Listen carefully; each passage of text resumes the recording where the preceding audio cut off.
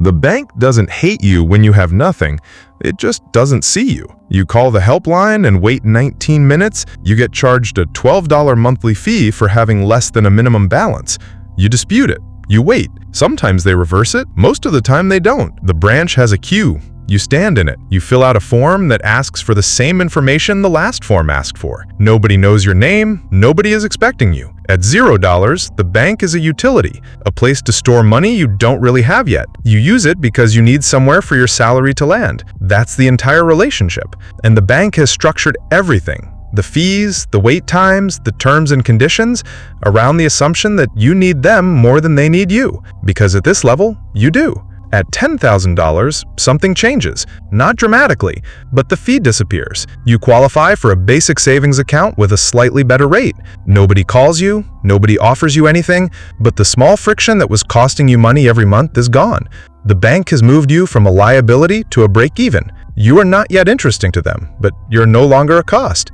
At $100,000, you get a name. Not your name, the bank's name for people like you. Preferred, Select, Gold. Citibank calls it Citigold. You need $200,000 to qualify.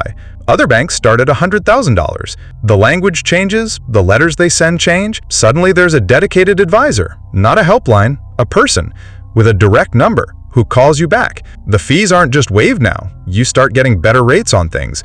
The mortgage you applied for cost you less. The savings account pays you more. The airport lounge is open to you. These aren't gifts. The bank knows that someone managing $100,000 today is likely managing more tomorrow. They're not rewarding you, they're investing in you.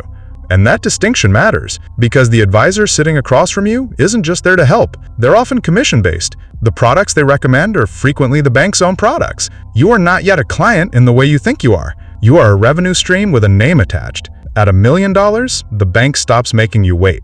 You don't call the helpline. There is no helpline. There's a private banker, assigned to you specifically, available outside business hours. They know your name before you say it. They know your portfolio, your goals, your family structure. Most private banking institutions require investable assets in the high six-figure to $1 million range to even qualify. JP Morgan requires a minimum of $10 million for their full private banking tier. At this level, the bank isn't selling you products. It's asking what you need.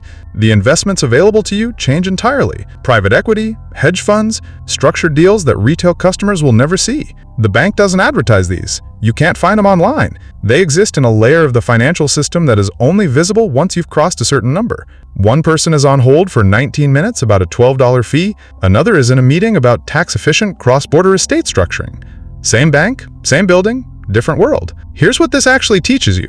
The bank's behavior is not personal. It's actuarial. They calculate what you're worth to them now, what you're likely to be worth to them in 10 years, and they treat you accordingly. That means the system can be understood, and anything that can be understood can be navigated. You don't need $1 million to stop being invisible to your bank.